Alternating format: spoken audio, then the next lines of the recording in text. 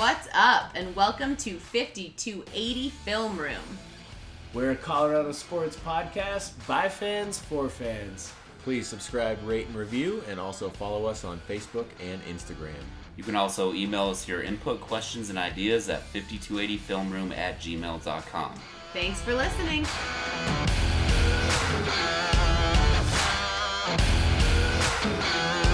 What's up, and welcome to 5280 Film Room. I'm Alyssa. Miles. And I'm Jordan. And it has been an exciting week for Colorado sports, to say the least. We're going to be covering Rockies, Avalanche, and Nuggets today, kicking things off with the Rockies. They played 7 games in Florida to start the regular season, walked away from that 3-4, had their home opener this evening against the Dodgers, and while I will never, ever cease to be amazed by the way that Denver sports fans turn out and make opening day of baseball season, the home opener, like a national holiday. They do an incredible job.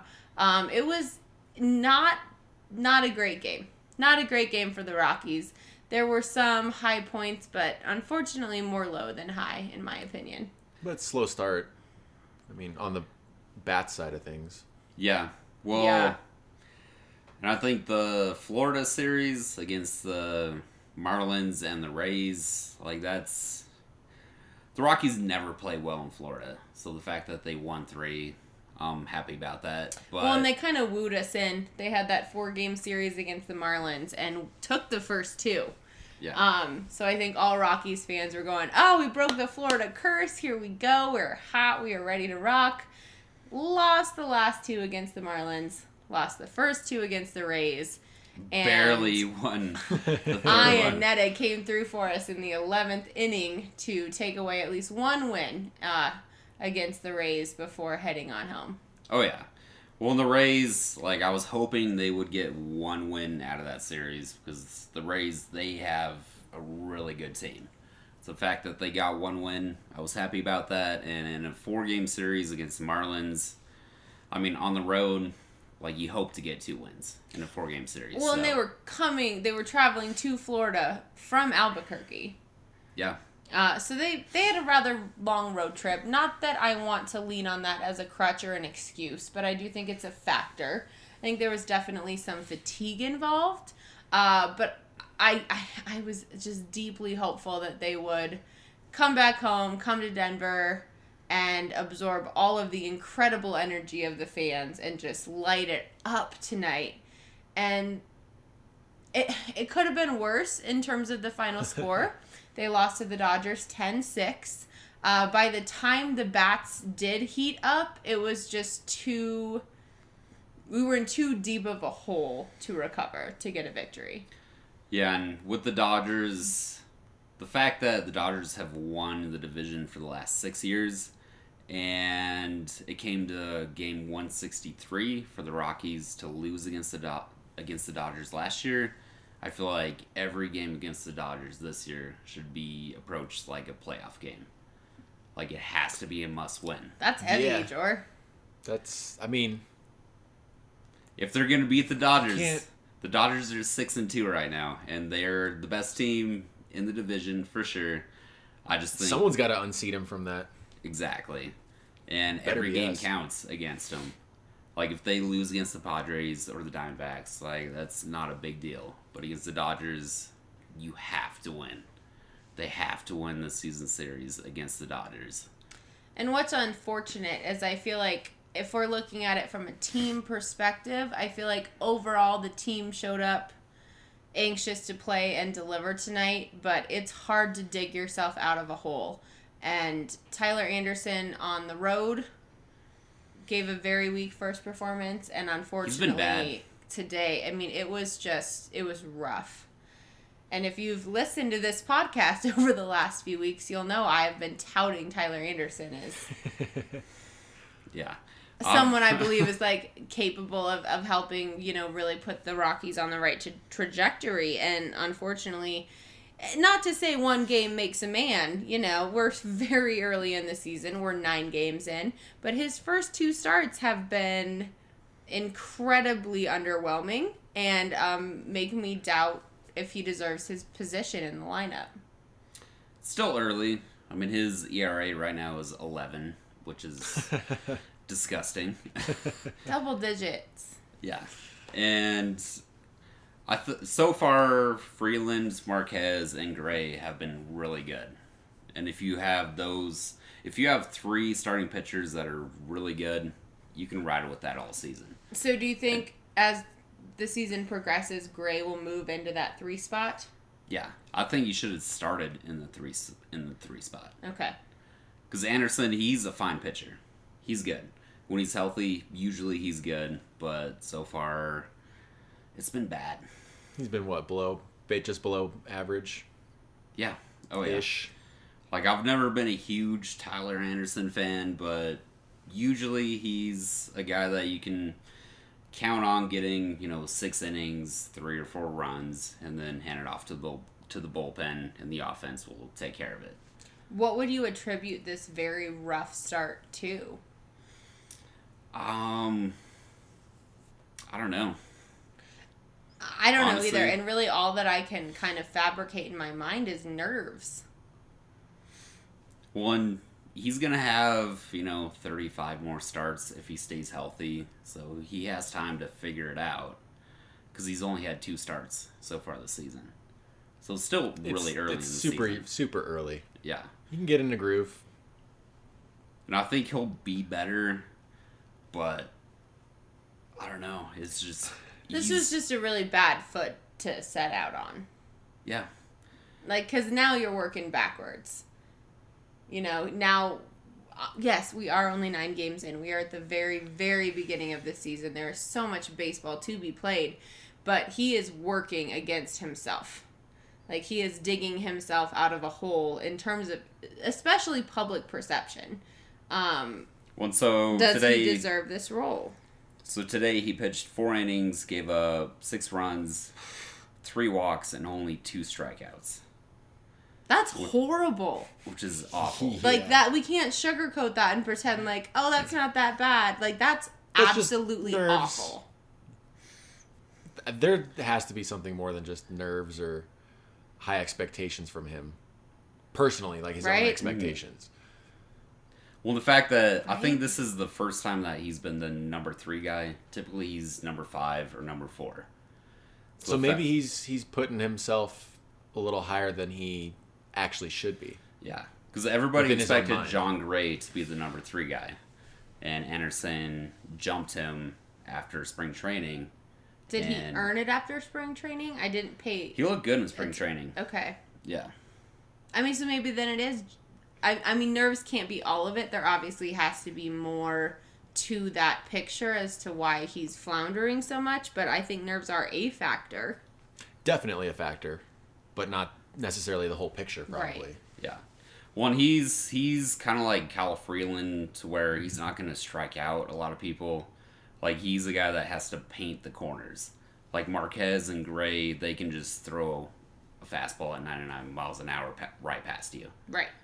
Anderson, it just seems like he doesn't have the control right now. He's not hitting his spots.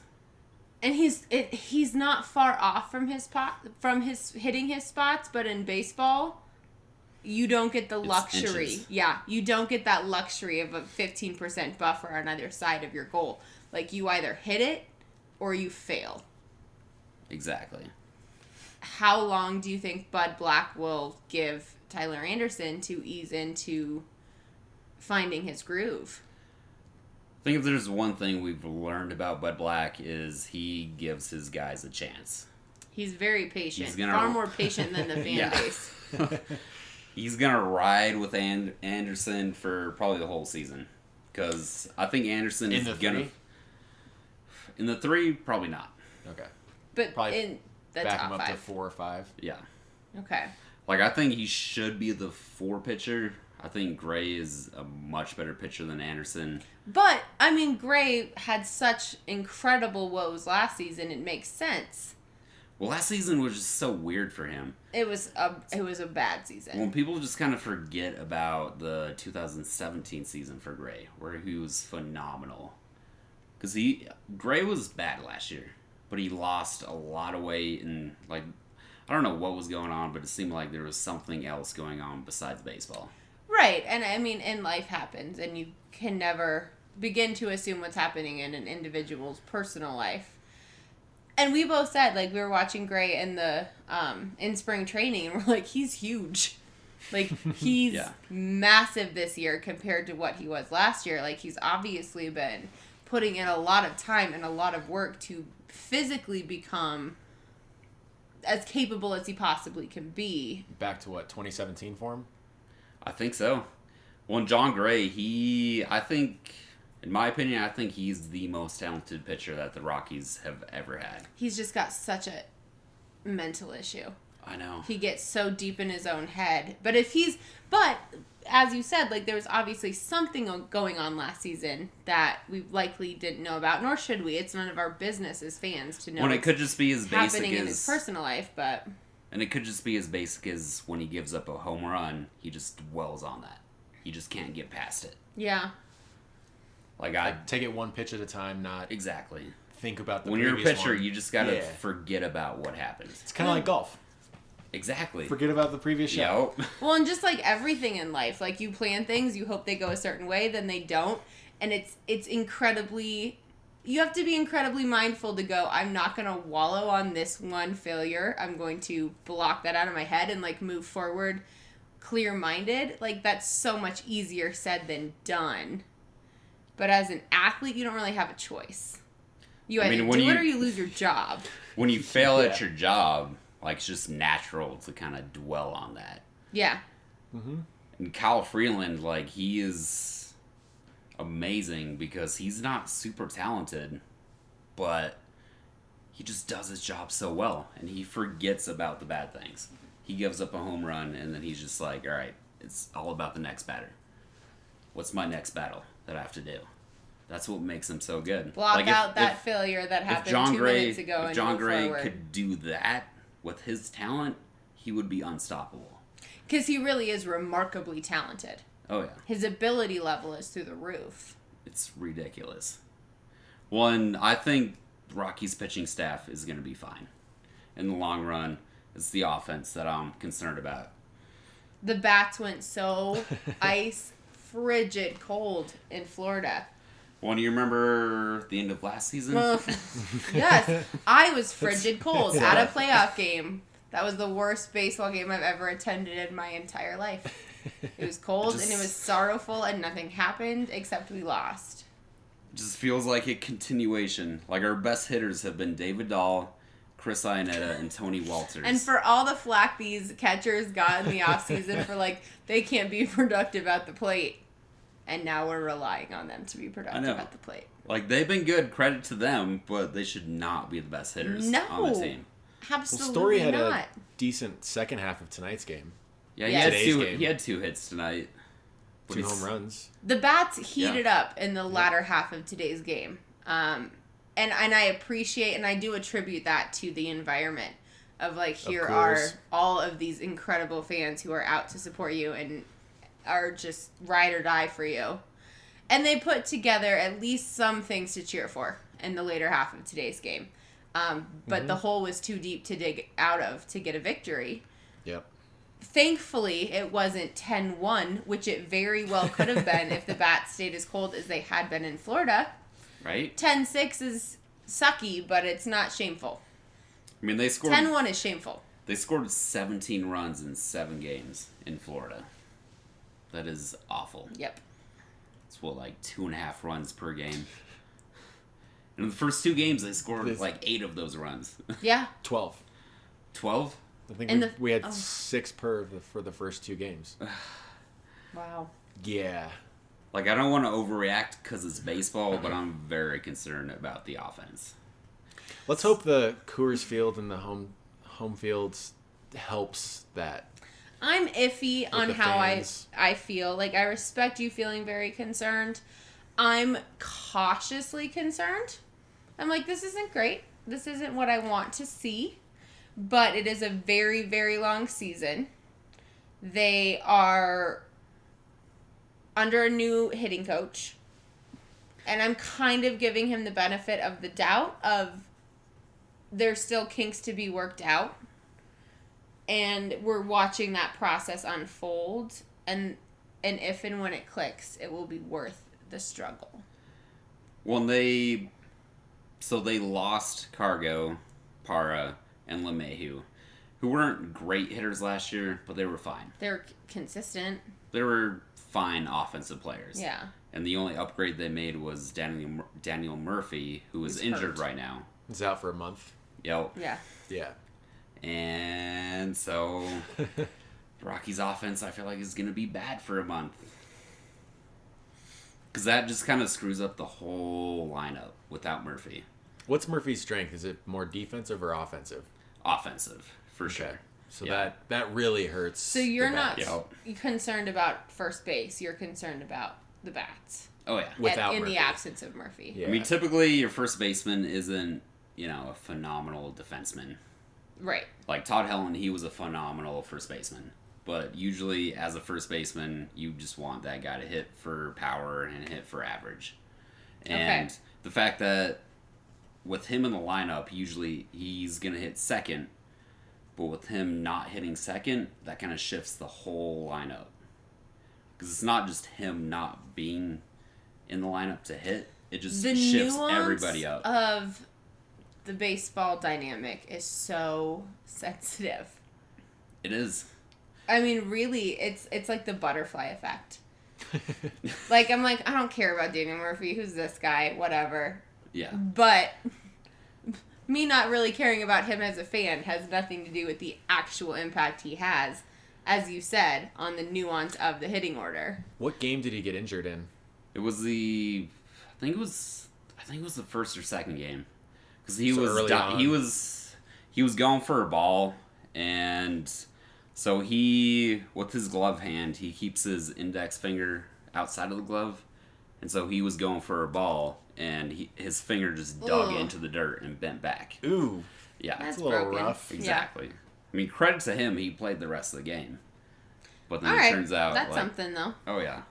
But it turns out, I don't know what the actual injury was. I don't know if it was broken, or if it was like a sprain, I believe or what. it was broken. Okay. Is broken. Yeah. Mm-hmm. But like defensively, he'd probably be fine. But holding a bat without your index finger and trying to, swing with power, you can't really do that. Yeah. Might be a little tough. Exactly. And without him in the lineup, because usually it would be Blackman, Murphy, Arenado, Story, and Dahl. And without him, you have to move Dahl up into the second spot. And so that means you're moving, like, McMahon into Dahl's spot. So why... Can you, and this may be like way too stressful of a question to throw at you right now, but why is that? Like, why when that scenario happens, does it all bump up from fifth to second? Because Dahl has speed, so he can hit second. Okay. But Dahl also has power, so you want him to be hitting with people on base. Because he's capable of getting you that home run. So Daniel Murphy, he hits for average. So he gets on base. He can hit home runs, but he gets on base. And that's the same with Charlie Blackman. Yeah. So when you have Charlie and then Murphy, those are two guys that, like, you can count on them to get a single. They'll set it up for the big hitter. Oh, yeah. And then, so then, let's say Charlie and then Murphy gets on base. After that, you have Arenado, Story, and Dahl. Money. You can count on those three guys, one of those three guys to get a hit or hit a home run. Okay. But then when you have to shift the whole lineup up, essentially, that just kind of ruins the whole chemistry and what you're trying to do. Because then you have McMahon hitting in Dahl's spot at number 6. And he can't handle that pressure. It's not the pressure, it's just he doesn't hit for power. Okay. So it's not somebody that you can rely on. Let's say Arenado and Story strike out. You don't want McMahon trying to get the home run. You want Dahl to try to get the home run. Like, you want your top 2 guys in the lineup to get on base, and then your next 3 guys, one of those guys should be able to drive those guys in. Yeah. And so you want Arenado, Story, and Dahl in that order. So with everything shifted, you're playing a whole different game of chess you didn't plan for. Exactly. All right.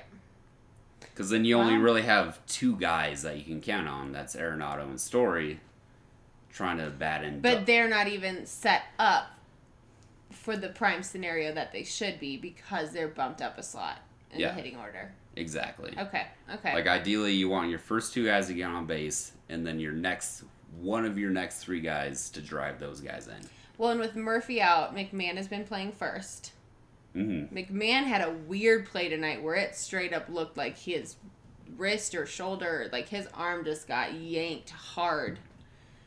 He finished the game. Do you think we should be watching him for a possible injury?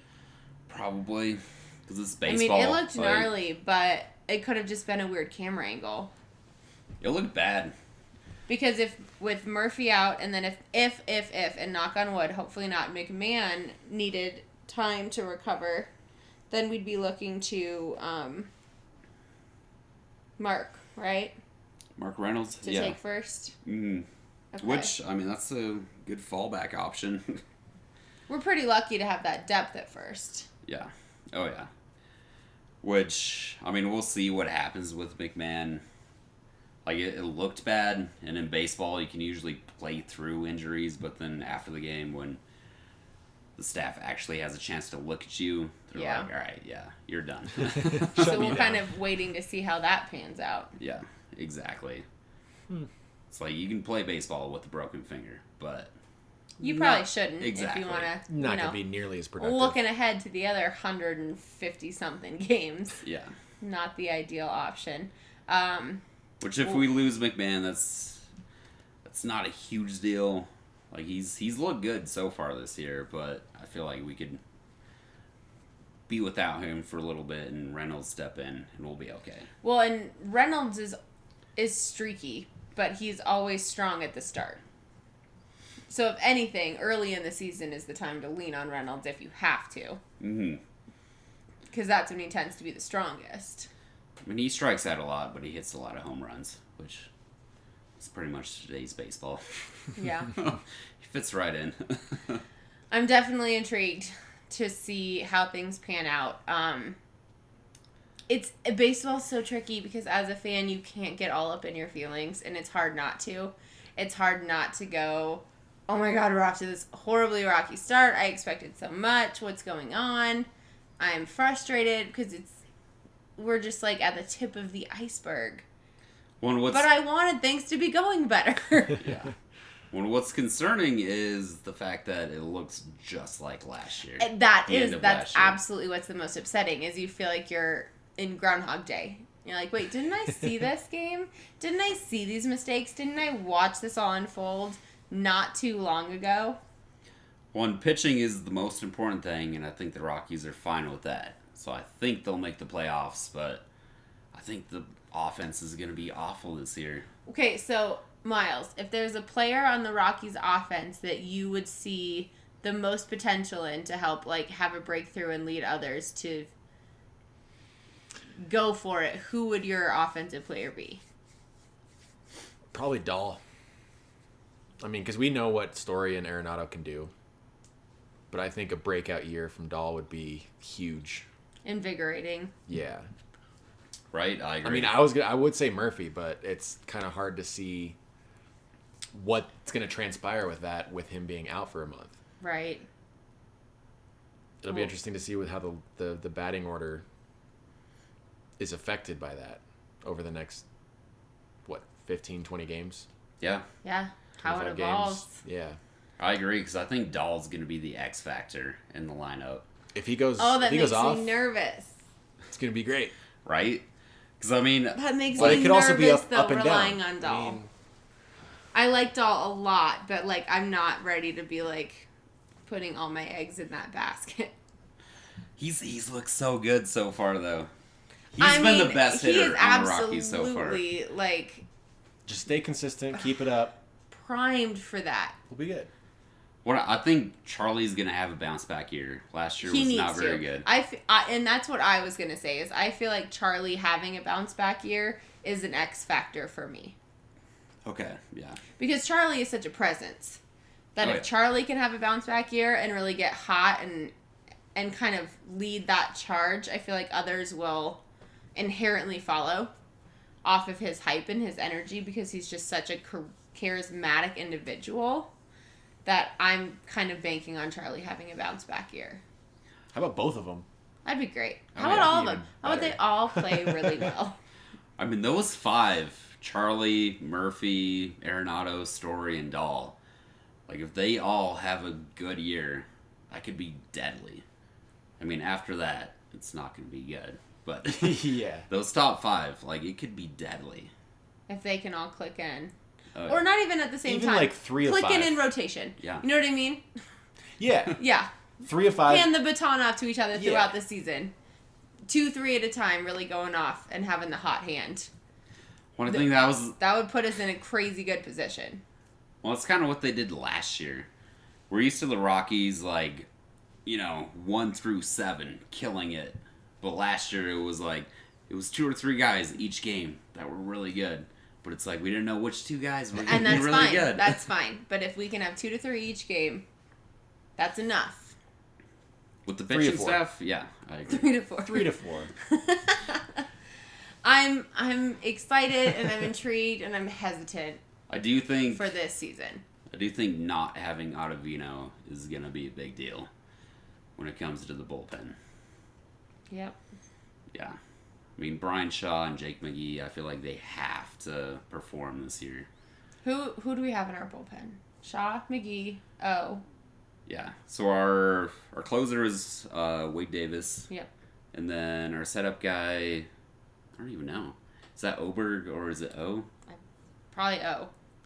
Yeah. I okay. can't say that I know that for sure. So, I mean, but our would 4 main anticipate O. bullpen guys would be Davis, O, Shaw, McGee. Yeah, those would be our 4 main guys. Okay. Which we know Wade Davis, he's going to be good. He was fine last year. He got a lot of crap last year, but I thought he was He's just actually notorious really good. for making, like, really, really prominent mistakes at moments when everyone's really paying attention. So that's why he gets a bad rap, is, like, he's, like, waits till the spotlight is all on him and then does something Right. really unfortunate. Well, that's but you're Ian right. Desmond. If we look at the big... Right. Ian Desmond. Let's talk about Ian Desmond very briefly, and then we'll move on to the Avs. Ian Desmond should never have ever played first base and was always intended to be in the outfield, and I feel like we are stupid that he was not in the outfield before this season. Yeah. When they... Okay. Why was he at first base? That makes no sense I to don't me. know. Because he used So to when- drive me mad at first base, and now he's been in the outfield for like a hot minute, and I'm like, oh, that's what you're good at. Oh, there you go, all bud. makes That's sense. where you were supposed to be. He's too athletic to play first base. Right. And he doesn't hit for power, so he shouldn't be playing first base. Like, his problem is, like, he's... Do you think that could have been because of cargo? Could have been. Yeah. Well, honestly, when they signed him, I thought they had this grand plan of trading Charlie Blackmon and then putting Ian Desmond in center field, and they were going to trade Charlie for a true first baseman. Because... Yeah. Well, what's funny is Daniel Murphy is a second baseman. So wait, we still don't have a It's true like- blue first baseman Like, on the squad at all. I mean, Rockies, if you're listening, you can sign a first baseman to play first base. I feel like we've talked about this last year. So We yeah. have. I was going to say, I was like, this is coming back to me now. Yeah. Like, Ian Desmond, he's gotten a lot of crap. I mean, he hasn't been great. He hasn't lived up to his contract, but he's been compared to other first basemen, but he's not a first baseman. Well, and I mean, obviously, like, I'm just completely riding a high of that incredible play he had in Miami. Yeah. And His that entire career... I was like, there you are, bud. There you are. That's why we give you so much money. We were giving you all this money, but we were putting you in the wrong job. That's on management, not on the athlete. Before he signed with the Rockies, his entire career, he played center field and shortstop, which are the two most athletic positions you can play. So then why would you put him at first base, which is the most unathletic position? That I never understood. Good thing he's in the right spot now. Yes. Yes. And he's like 33 years old, and he's still making those plays. Yeah, he looks like That dude is a beast.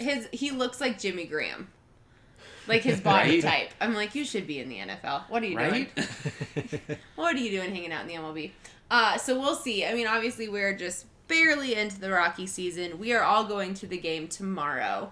I'm just so excited personally to be back at Coors Field. It's one of my absolute favorite places on the planet. So, win, lose, or draw, I'm just so personally excited to get to be back at Coors Field and there's no ties in baseball. Thank enjoying. That's true.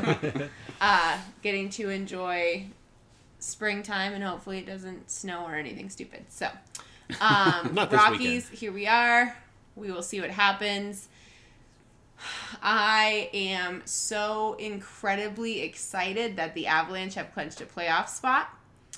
I also have to fully be like cognizant and honest enough to say I was the big boo bad guy naysayer like 2-3 weeks ago that was like, it's done. They don't have a shot. They've Jordan, completely crumbled. It's over. 8 wins. And here they are. 8 wins out of the last 11 games. Is that right? Did I make that up? I know we've won 8 of our last 10.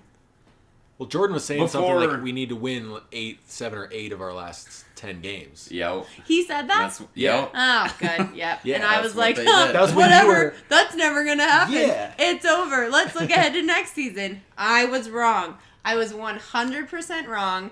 The Avalanche, like, literally puked and rallied.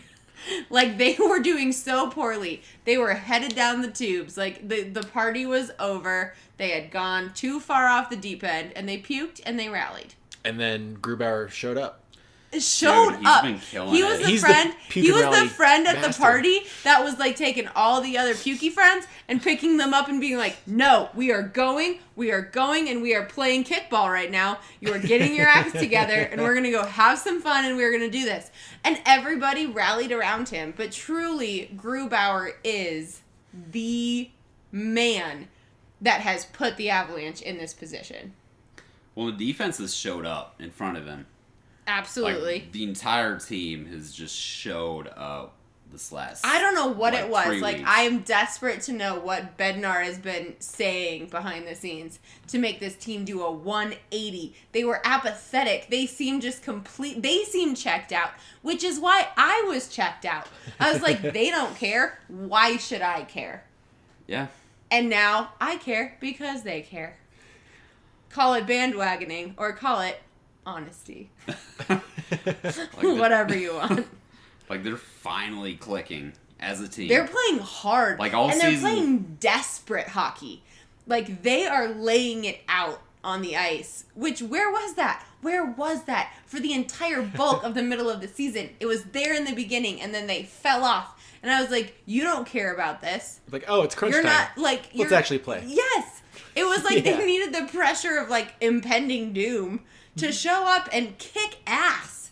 And they've genuinely been kicking ass. Yeah. It kind of seemed like everybody on the team was like, oh, the top 3, they'll take care of it. We'll be fine. We'll just coast the Maybe playoffs. that was it, yeah. That's kind of what it seemed like, because everybody... I'm going to just show up, get my check. I'll try a little bit, but, like, this isn't my job. It's not my job to get us to the playoffs. It's on those 3. Yeah. Mm-hmm. And then those 3 Then got that didn't work. boo-boos. And everyone was like, oh, wait. I'm on the first line? I'm on the first line? Okay, what do I have to do? I have to get ready. I have to prepare. I should actually, like, be in my freaking playbook and get my head in the game. And they did, and they've been killing it. Well, the fact that the last 3 games, they've won the last 3 games. They were down 2-0 in every game, and they came back to win. Well, and of course, last night, the game that they clinched the playoffs against the Jets, it goes into overtime. And I'm following a ton of Avs fan groups on social media. And there were so many little sassy backhanded comments of, well, we already got the 1 point. Let's watch the Avs lose in overtime in true Avalanche fashion. I'm like, y'all are sassy. Well, no, they got the 6 men on ice penalty with a minute and a half left. Yes. All they had to do was go to overtime to make the playoffs. All they had to do. And they got a penalty for having 6 men on ice. It's like, really? You're going to lose I mean, the game it was, like and this? I can absolutely And they empathize fought with it all off. those Avs fans who were like, all right, let's just watch us get right there to the door of the playoffs and like completely make a mindless, stupid mistake I know. to screw it all up. But instead of doing that, they recovered, not only went to overtime, but managed to win in overtime, which has been the absolute kryptonite all season long. Eric Johnson scored a beautiful textbook goal. Like, it was yeah. you were watching, like, Hockey 101. Like, it was a beautiful play. When I remember, was that McKinnon that passed it to him? Like, it was a nice pass. I think so. Yeah. I Like, it was a 2-on-1, and whoever the one defender was, like, he attacked the guy with the puck, and then I think it was McKinnon who made a beautiful pass to Johnson, who made the goal. It was lovely. Oh, yeah. It was lovely. And Johnson was just the cutest, most enthusiastic. He did such a good job of, like, saying exactly what you need to say as an athlete to your home crowd who is, like, stuck with you through kind of a rocky season. And him and his adorably no-teeth face was just like, we're so happy to be here and our fans are the best and we've done this for you and we want to bring the cup back to Denver. Was, like, absolutely shamelessly absorbing the moment and setting those big goals of, like, we want to bring the cup back to you. And thank you for what you've done. And I'm watching this game on TV with, like, the most horrible FOMO of my life. Like, I want to be in the Pepsi Center, feeling all of this magical, crazy energy. Because it was electric. You could feel it through the television. Well, the Avs are going to be the hottest team going into the playoffs. I would not want to be the team to play the Avs. Okay, and I'm not crazy because, like, 3 weeks ago, that seemed like absolutely an impossibility. Yeah. They've been killing it.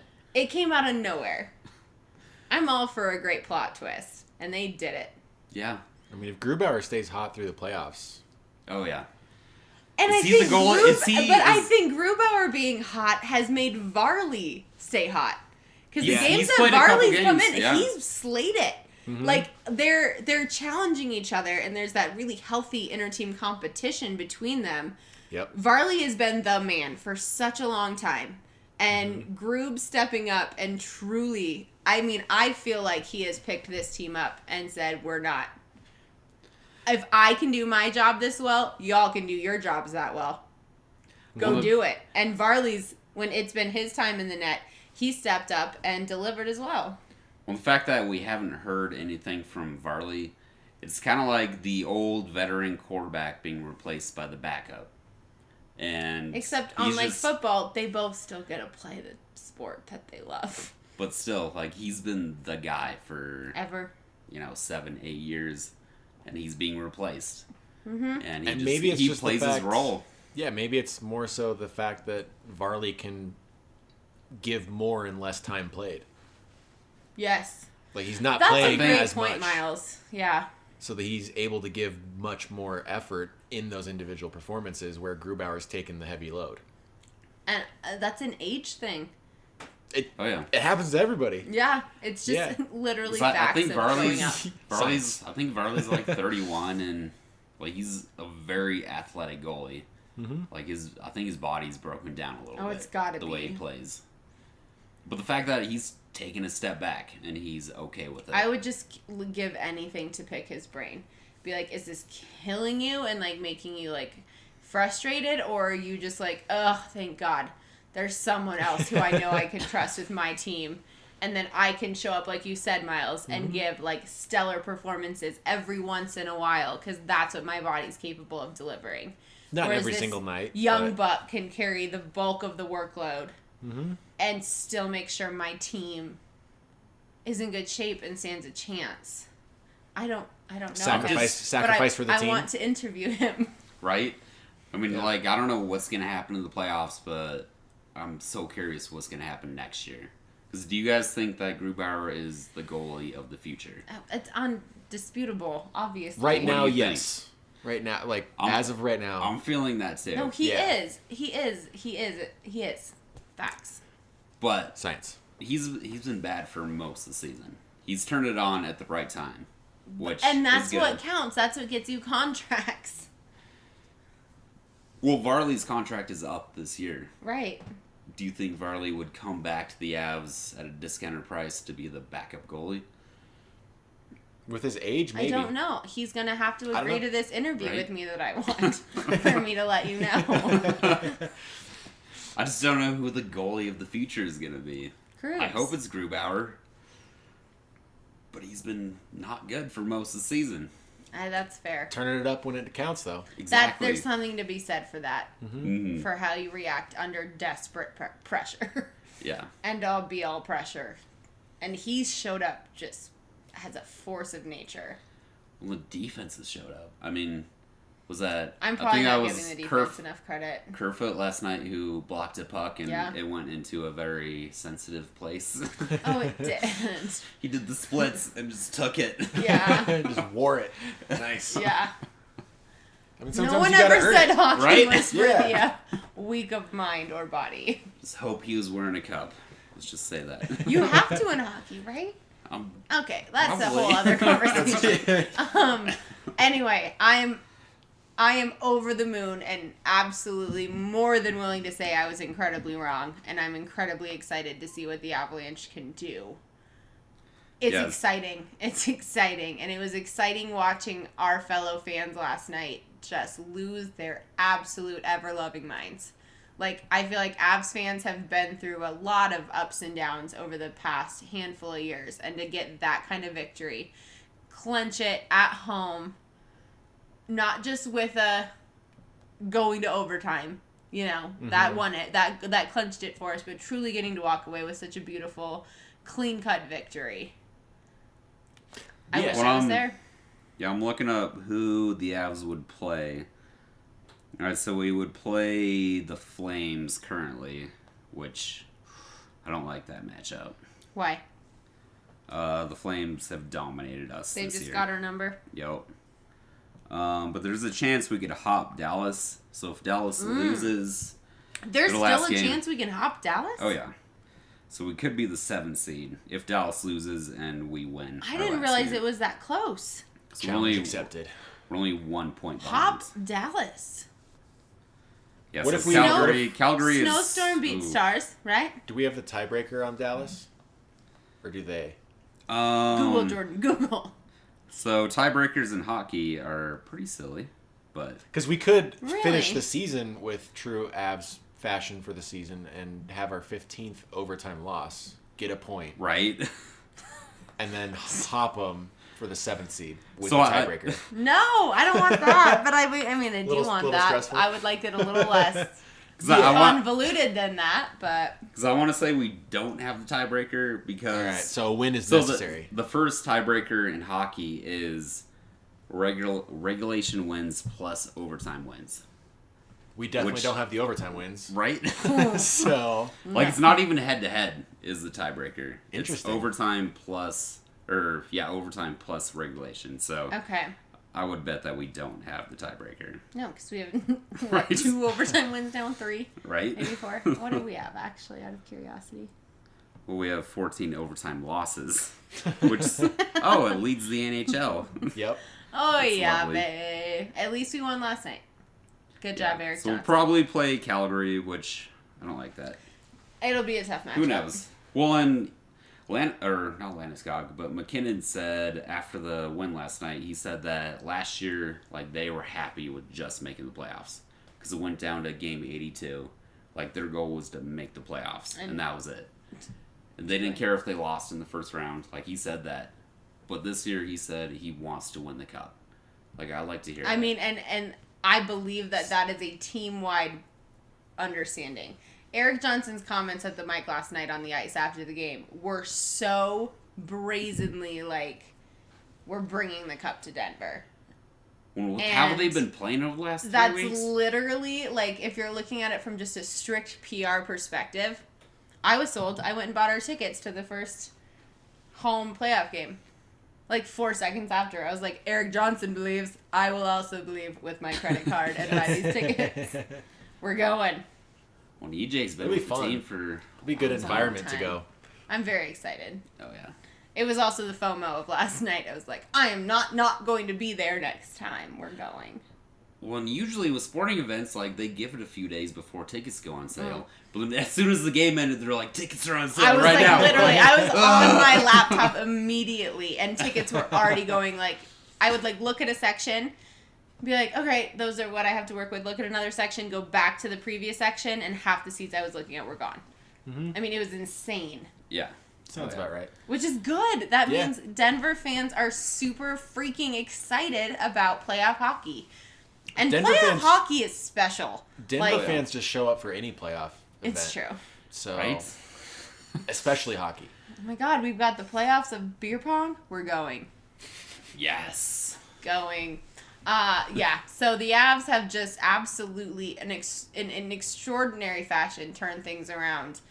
And here they are. And they are going to the playoffs. It is happening no matter what. And they seem incredibly... Resilience, not the right word. What am I looking for? Extremely... Resilience is a good word. They just seem extremely focused on not resting on the laurels of, oh, we got to the playoffs, that's cool. Like, they want more than that. They want to push the envelope to Yes. the cup. I mean, I don't think the cup is necessarily feasible this year. But a step. Yeah. Win Get a out of the series. first, second Well, round. there's such a young team. Like, Especially we with have a the big picks that we window. have. I know. Oh, yeah. We haven't even talked about the lottery coming up. Yeah. I know. Yeah, That Ottawa. whole A lot 18% can chance. happen. Right? A whole lot can happen. Yeah, so Ottawa is officially the worst team in the NHL. Losers. Jordan.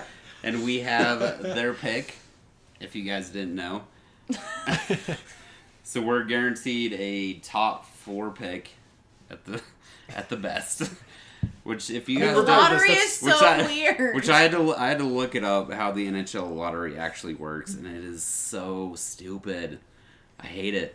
So we have the best chance to get the number 1 overall pick, but that means we have an 18% chance.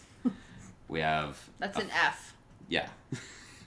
They're We all have a- All Fs. Fs. We have a 15% chance to get the second overall Honors, pick, Yeah. 13 to get the third overall pick, and a 52% chance to get the 4th overall pick. Math has never been my forte, but that just does not logically add up to me. Obviously it does. There's people in charge of this that make sure it somehow Well, it's because all adds up, but it what was the like what? I think it was like 5 years ago where they changed the rule where every team that doesn't make the playoffs has a chance at getting the first overall pick. So weird. So like And then that kind of the trickles best, down the top yeah. 5 to 10 picks. So the best team, And as we all know, trickle-down economics has never worked. yeah. So like the worst team has an 18% chance, but the best team that didn't make the playoffs has like a 1% chance, and then there's just everybody in between to add to 100. It's just totally luck of the draw. Well, like when the Avs 3 years ago when they had a 48-point season, which the Senators got 64 points this year. Worst team this That year puts it in still has perspective. 64 points. The Yeah. Avs had 48 points. That years was the ago. year that we got talked into And they- buying a season ticket package through Altitude. Was the year they had 48 points. Well, they ended up with the 4th pick because they had a 52% chance, and they Yeah. ended up with Cale Makar, who was the top prospect in the NHL. Who? Cale Makar. Like, where is he now? He's the guy that's playing for Massachusetts, or we talked He's about it coming last out week. Yeah, next year, right? yeah. Oh, He's okay. Okay. Yeah. The fact that we had the He 4th stayed pick in- and we have the top prospect. So it's kind of like, haha, NHL, we won, even though we got the 4th pick, Sucks to suck. right? But the fact that we have a The The better... Avalanche are playing the long game. Right. That's what we like to do. Playing the long game. So hopefully the Avs end up with Jack Hughes. That's the goal, but 18% chance. Yeah, who knows? I'm like not gonna really get tied up in that because I feel like there's no telling what's gonna happen. Avalanche in the playoffs. Nuggets have clinched their playoff spot a couple weeks back. They have 4 games left of the regular season. We are looking at back-to-back games against the Trailblazers. They are currently playing the Trailblazers tonight. Tomorrow night on Saturday, they play them away. Sunday? Yeah, Sunday night. They need a day We to get a travel. break. They can't teleport there. No, All I mean right. there have been That's back-to-backs. There have been back-to-backs like that, but not this go round. And Right. if we win one of these 2 games against the Blazers, we clinch the division. What was the score? We literally have this on the TV. We're up 6 at the half. Up 6 at the half. Okay. Which is good because we had a really slow start. First quarter. I actually now with the Nuggets, I get a little antsy if they have a hot start because then they tend to completely fall apart like a disaster. So I'm down for the slow start. I mean, that happens when you play like teams like the Warriors. That game was maddening. A little bit. Maddening. Yeah. They looked good for like 6 minutes. They looked so good. And then I just felt like they were trying so hard to play the Warriors game. And I'm like, Yeah. you're not the Warriors. Can we stop trying to be like all extra and like really over the top and like fancy dancy? Like just play the I know. game. Feel like if you they are would've not just the Warriors. Like slowed stop it down a trying little to bit. be extravagant and Be just the Nuggets. Be the Nuggets. You are enough. And they were just little brothering it up like, but no, I can do that, but I can do that, but I can do that. And I'm like, no, you can't. And now you're losing. And now we're getting our asses handed to us and we're down by 30. Thank God we only lost by 14 because we could have lost by 40. And they played most of the game without KD because he got ejected in the second quarter. And I was like, Yeah. oh, good. Plot twist. This is where things go in our favor. But they still have they still like destroyed 4 us. All-Stars. They have Yep. all the All-Stars. Yeah. They hoard them away there. The good thing is that we bounced back and we turned that loss around and turned back into Denver Nuggets basketball against the Spurs. And you're right, Miles. You're 100% right. But I still cannot shake how alarming it is that the Nuggets turn into a bunch of like mush against an exceptional team like the Warriors. Yeah. Going into the playoffs, you can't get all starstruck, mushy gushy and decide like you need to play like they play. You have to play like you play. Yeah. We definitely This is do. a 101. But when Be you're playing yourself, the or else you're Warriors, gonna it's suck. hard. It's hard not to try to. Just... I know it shouldn't be though. Get out of your own head. Coaching, pay attention to your coach's game plan. I don't know what was like. I don't know what to put on Malone and what not to. But that game was whack. It was not But it was also in good Golden State, basketball. and like we could hear on the television, like the crowd was fired up the whole game. Like it's hard not to get sucked into that. But if we're going into the playoffs, that's going to be every single game. If we can't hang in that environment, can we hang in the playoffs? That's the big question. Yeah, I Sorry, mean, I'm being mean again. What was- I'm No, that being is the big question, I'm being though. the big bad wolf. But what was our seriously. near the middle of the year, beginning of the year, we were talking about what is the end goal of this season? Make to the playoffs. get through the first round of the playoffs. For me, Mine was make the Western Conference Finals. I think Mine is get through the first I round think of the Gideon playoffs. was to make it past the first because for me before the season started, it was just make the playoffs. yeah. Halfway through the season, it was get past the first round. Okay. Now it's Jordan's beat the like, Rockets, I want get it all. to the Warriors. I I don't want want the- to watch us play the Warriors in the playoffs. I want the think Rockets it's to gonna beat hurt. the Warriors. I would absolutely love that. And then play That the- would be and then glorious. play the and then Rockets. play the Rockets. I yeah. would be so down for that. Is that realistic? I mean, somewhat. The only reason the Rockets have a chance is because of how, like, if they live or die by the 3. Yes. The Warriors can play that game, but they just play simple basketball. Go for the simple basket. And yet they make it look so It's easy when you have absolutely like well, yeah, because you Four have, All-Stars. flamboyantly extraordinary. yeah.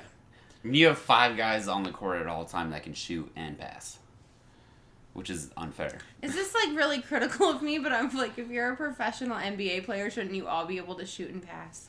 Not necessarily. Yes, theoretically yes, but what's scary about the Warriors is they can shoot and pass from anywhere on the court. All right, that's fair. Like And it's really true. their And center, I mean, like, they're everyone can hit cognizant. 3. Oh, like they're so freaking aware of each other. They are passing to people they don't look at. Because They know exactly where one another are. Like they have, it's very annoying as a non-Warriors fan. Like it's like they're all like just communicating with telekinesis. well, I mean, And it's, they're all know off. exactly it where helps. It the helps when ball's you gonna keep be. the core over the last 5-6 years. You get Draymond to Green, have- Steph yeah. Curry, and Klay Thompson have been together the last 5 years or so. Mm-hmm. They've You won. throw KD in the mix, Yeah. it's like game over. You build And that Boogie. incredible Yep. DeMarcus Cousins. I mean, kind of unstoppable chemistry. I mean, there is absolutely nothing that can beat effective collaboration. you could have Nothing. you could be the least talented team individually, but if you have that chemistry, you're going to go places.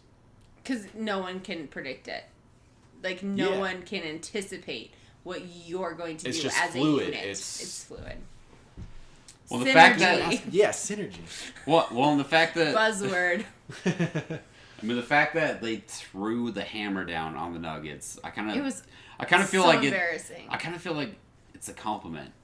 Because I've seen a lot of Warriors games where it seems like they just kind of coast through it. Well, that's the But same. it felt like they that's wanted to win that It's a game. very silver lining way to look at that. That's I the kind of like I mean, that. Like that's they the wanted same- to destroy the Nuggets to prove a point. Yeah, and they're getting They're like, into stay playoff in mode. second. Yeah. But the same thing goes back to, what was it, the game in February where they just had the 51-point first quarter. Mm-hmm. Same thing. Yep. After the game, they were talking like, we wanted to come out and show the NBA that we are still the number one in the West. Yeah. Oh yeah. Every single game they play against us, they're going to have that mentality, especially after we beat them early in the Well, season. didn't they lose by like 30 points to like the Pistons or the Pacers Probably. not too long ago? Yeah.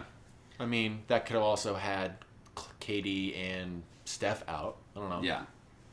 But it's like the fact that like they just like wanted to destroy the Nuggets. I take that as a compliment. That's Yeah, very true. they Jordan. That's view a good us way to as look a at that. legitimate A threat. threat. Yeah. Yeah. And Not to be taken lightly. I'm just excited. I mean, long term, it'll be nice next year when hopefully KD's not in Golden State. Why would he not be in Golden State? What do I not know? You know, my knowledge of the NBA is limited. I think his contract next year he's in a player KD option. came from the Thunder. Yeah, his next year And is a player Oklahoma option. lost their minds, right? Oh yeah. They were real pissed. Yeah. And then he went to the Warriors, but now his contract's up. Where do you think His he'll contract's go? not up, but he has a player option. Oh, So he can okay. decline the player option and go elsewhere and then get a max contract. Why on earth would he leave? To prove it that he can do it on his own with a different team. He wants to Yeah, LeBron he wants it. his team. Yeah. He like- can't LeBron it. What if he went to the Lakers? I don't Him think and LeBron? Well, then he's just being LeBron's sidekick. I mean, the biggest But he- rumor is that he's going to go to the Knicks. The Knicks have a top pick. They could get Zion Williamson. Oof. They already have Kevin Knox from last year, who's one of the Okay. best small forwards coming out. And he would be out of the Western Conference, so I'd be fine with that. Yeah, exactly. Go to New York. It's fine. Yeah. so long, Yeah. farewell. But then, like, I think the Knicks have the ability to have 2 max contracts, so they could theoretically sign KD and Kyrie. Oh. Because Kyrie's contract, I believe, is up as well this Possibly year. get Zion too. And get Zion. Ooh. And have, like, they could be stacked. I'd be Yeah. dirty. They could be really stacked. What But if he came to the Nuggets? he's not. No. We have Michael Porter Jr. coming on next year. Right? Let's see what he's got. I always I forget keep about that guy. forgetting about Yeah. MPJ, Right? just waiting in the wings. Let's see what he's got. I mean, How's his spine? The Nuggets might be he's the been next doing well. I Warriors. think what they're doing is they're just giving him the rest. Because there's no Get need back, right now get to back push to him. yourself. Yeah, Yeah. we're good. Let's see how we do in the playoffs. See how Millsap does because we have a team option with Paul Millsap next year. Okay. But I think he's 34 now, so He's been looking good lately. he's been looking Can really we just good. take Yeah. a minute and imagine, like, if in all of our regular people jobs, they were like, I mean, God, she's pushing 31. I mean, can she accurately do administrative duties? I know. Ugh. Should I we don't know. re-sign She's her been for doing it for- $35 million? We might want to send her away. It kills me because we talk about these human I know. beings like, man, but 34. Whew. Yeah. Aging out, but it's facts. Right? It's just for all I'm us almost as old as him. normal people. It's so far removed. And I Come on, can't we have jump. to deal with. You can't jump? Do you feel like Millsap will be the X factor? I in the like playoffs? Millsap so much. Millsap has when the most when he's on, experience. he is so good. He has almost a full season of under his belt just in the playoffs. Right. Yeah. Oh yeah. He's Like, going to we're gonna really have need to to lean on be him. the setting the tone. Mm-hmm. This is how we do this. Don't freak out. Don't lose your minds. Yep. I just Play think our like ball. Yeah. in today's NBA, it's all about the 3-point shot. But if you have 2 dominant big men, like you can't stop that. Well, and what's crazy is Paul is, I wouldn't say he's a 3-point specialist, but he can hit it regularly. I know. He can do it He's regularly. been taking which, some threes and he's been making them. Yeah.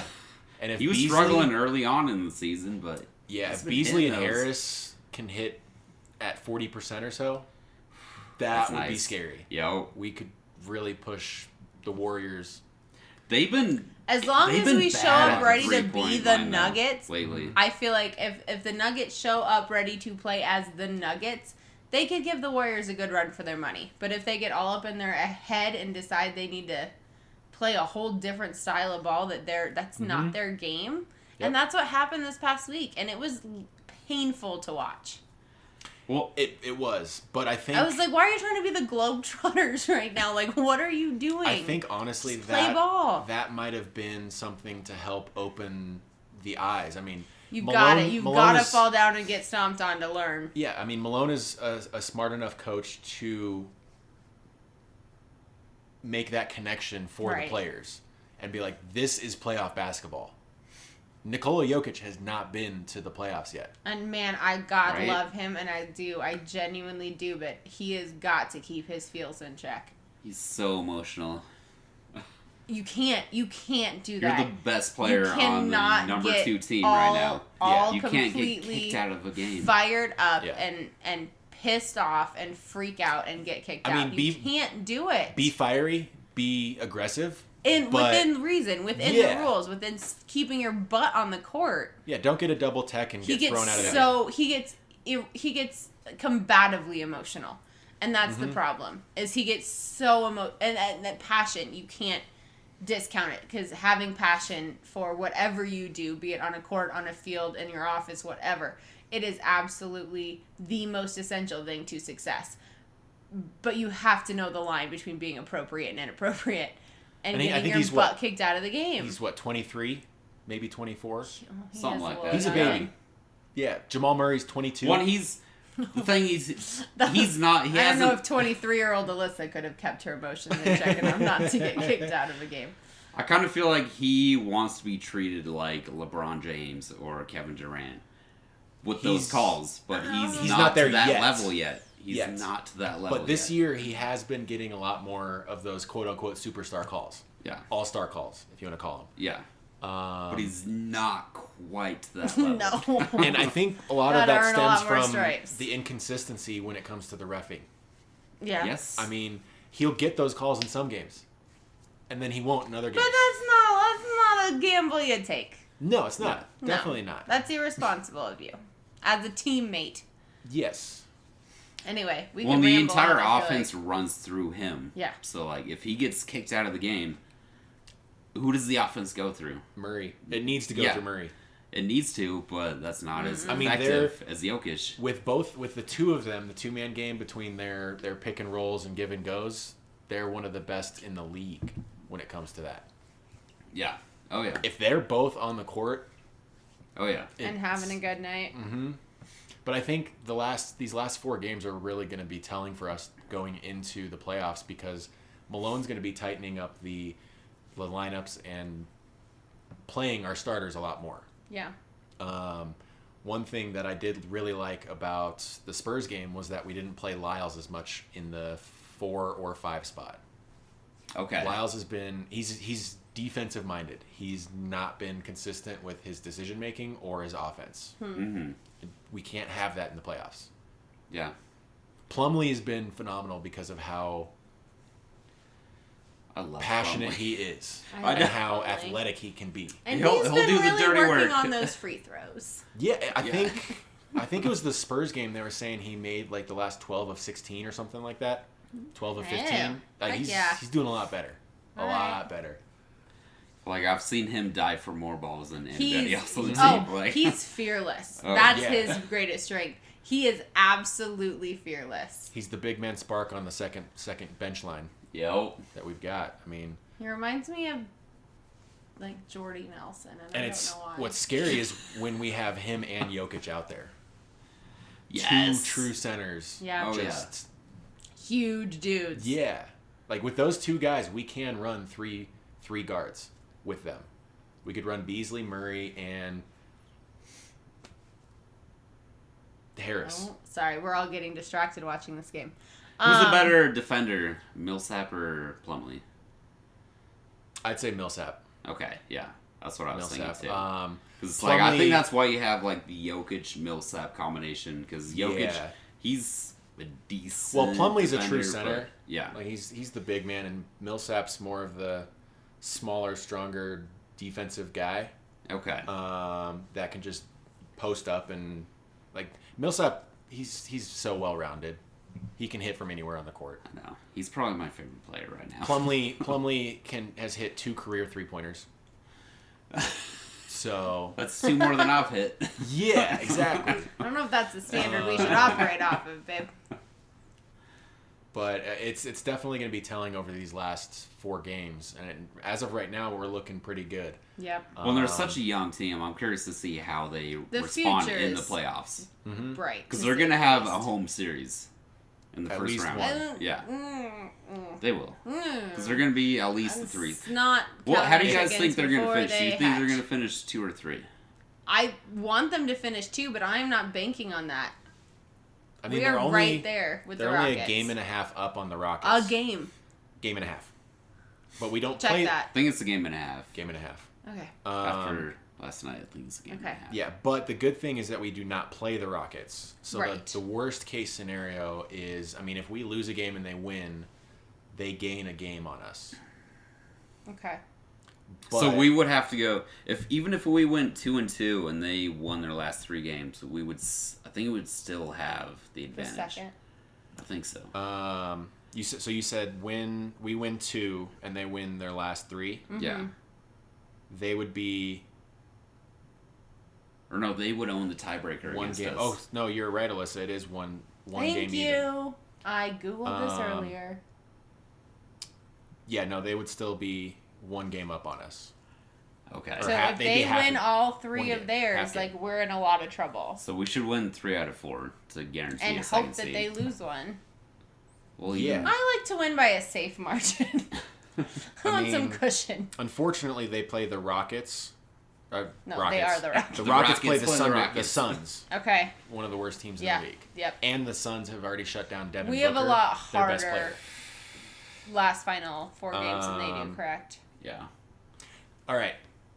So the reason why, so if they win out and we win 2, we would it'd be a tiebreaker.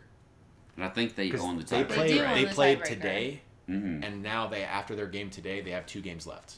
Okay. After our game tonight, We have 3 games games left. Yeah. But they play the Suns and then they play the Thunder in OKC. And OKC is going to be vying for a better spot in Yeah. the playoffs because they dropped to the 8th seed. And they've got a pretty good. They've got a pretty I hope we rowdy play fan OKC. base. I hope we. Because Oklahoma has Yeah. no professional sports. I hope we play the We're Clippers. 3-0. I want the Up. Clippers. I want OKC to stay at 8 so the OKC can play the Warriors. OKC or the Clippers, I'd be fine with that. I don't want to play the Spurs or the Jazz. Well, I'd be okay where with the the Jazz Spurs. at right now? We wouldn't play them. The Jazz are 5. We're not Yeah, playing the okay. Jazz. I Like don't wanna if, play if the Spurs. anything, like right now, if the season ended this second, we'd play the Spurs. I don't No, want we'd play that. the Thunder. Sorry, the Thunder. Okay, I want that. Yes. The Nuggets are undefeated against the Thunder. That would be sweet, Yes. but I would rather play the Clippers. Yeah, I would agree. Clippers would be the most ideal position for us to have the easiest route to the next round. Right? But then it would be the Rockets no matter what, right? Whether we're 2 or 3 in the next round. Is that how the bracket works? I believe so. Okay. Which, I mean, the NBA wants the Warriors and the Rockets to play each other in the Western Conference Finals. Like, that's what everybody's hoping for. Yeah. I just hope we can spoil those dreams. Well, and It'd be the nice. Nuggets are the number 2 seed right now, but I don't think anybody would be surprised if the Nuggets lost in the first round. Because we've gotten no respect. I would be. Me too. But nationally, I don't think people Nationally, would we be don't get surprised. the. Charles Barkley would. He's been on the Nuggets hype train since before the Yeah. start of 2019. For sure. But other aside than from that, him, yeah, right? don't I know. Um, That's why I hope we can get out of the first round and then destroy Mm-hmm. the Rockets. that would be nice. It's going to be hard to beat the Rockets when playoff comes around, especially with Harden and Chris Paul. He's got to shave his beard. He'll lose his magic Exactly. in his sleep. It's a fairy tale. Yep. It's basically It was what, like a brother's his Grimm beard is story. what, like Samson? Oh, it's very biblical. Yes. Sort of. Samson got his hair cut and Yeah. then lost his strength, and the temple fell down on him. And then, yeah. Well then, on that On that note, bombshell. God, I hate how much random trivia I know. Regular seasons are legit wrapping up. The Nuggets are playing the Trailblazers at home right now. Then they will play the Trailblazers away on Sunday, Jazz away on Tuesday, Timberwolves at home on Wednesday. The Avalanche play their final game of the regular season tomorrow versus the Sharks. And then we go into full playoff mode for both NHL and NBA. The Rockies are just getting started, and the NFL draft is right around the corner. We will see what the Denver 2 Broncos weeks. decide to do at number 10. And next If week they we'll move know up, what if they what don't. Drew pick, Lock. what Drew pick the Lock. Avs get. Next week we'll know what pick Yes. the Avs get. Number 1. Oh, 18%. hey, Whoa, whoa. and random thing I learned this week. Colorado has a semi-pro women's tackle football team called the Mile High Blaze, and I'm totally going to those games. We'll fill you in shortly. Thank you so much for tuning in to 5280 Film Room. We hope you have an awesome evening. Love you, Colorado sports fans. Have a good night. Laters. Peace.